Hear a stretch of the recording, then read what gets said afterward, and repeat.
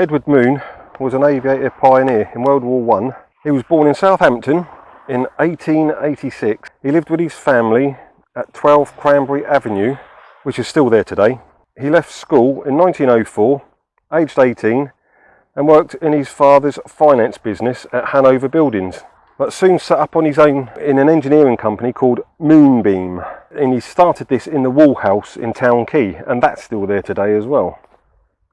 He had a corner of the Wall House where he started building an aeroplane after being inspired by the Wright brothers' success in 1903 in crossing the English Channel. By 1910, Moon was ready to test his aeroplane prototype, Moonbeam I, which managed a small hop in the Calshot area. Later that year, he built his second plane, Moonbeam II, which managed a much longer flight from Stoneham Farm, land that is now Southampton Airport. After a few attempts and a few alterations, Moon successfully flew his plane on a number of occasions and achieved his aviator's certificate in 1914. At the outbreak of World War I, Moon joined the Royal Navy Air Service, soon to become the RAF. He was posted in East Africa, where he won the DSO medal, Distinguished Service Order, and a bar for repeated reconnaissance and bombing over Germany-held territory. In 1917, Edwin Moon was reported as dead after his seaplane crashed. However, he crashed but was not dead. He and his observer were still alive. They built a raft and survived for several days, but his observer died of exposure. Moon was rescued by locals and handed over to the Germans, and then became a prisoner of war. He received the Legion of Honour for his attempt to save his observer's life.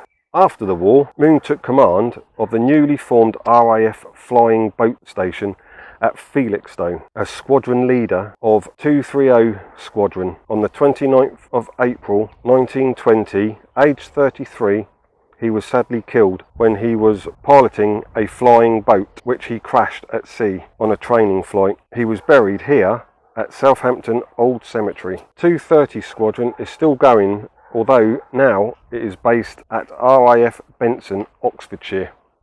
Now you've heard a little bit about Edward. Let's go find his grave. And I've got it on good authority that he's over there somewhere. Now incidentally, I don't know if you saw how overgrown the graveyard was here. It's a huge bit of land, but every year they have volunteers that come in and cut this grass. So I don't know if you're into this kind of thing, but volunteering, why not get in touch with Southampton Old Cemetery if you're in the area and see if there's anything you can do to help your own little bit. I'm sure they'll let you come in and help, do a bit of strimming, grass cutting, like that, a bit of tree picking off the graves. Look at that. Wow, it must be so hard to keep this place going. But it's a shame.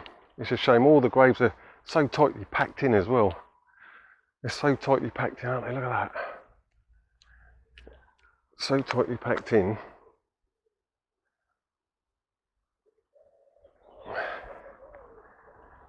It's a wonder there's any room left. But my God, what a walk. What a walk. So I've been in here an hour and a half wandering around trying to find Edward's grave. I finally saw someone and asked them, and they pointed me in the right direction.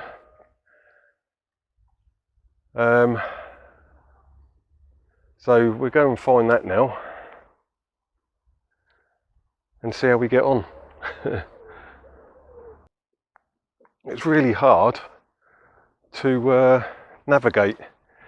So many trees, so I'm sorry if the picture keeps going and coming back, but we're in the shade, in the daylight.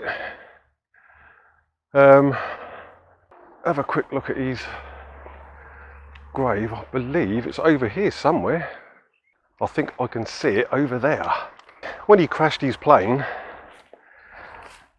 for a memorial for his grave, yeah, that's the one, for his memorial for his grave, they took one of the propellers and put it next to his grave.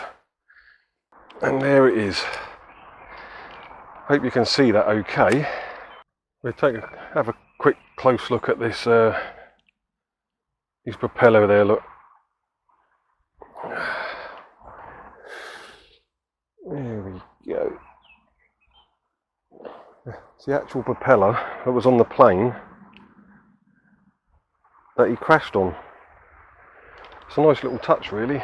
I'll leave you with Edwin, and till the next time, goodbye.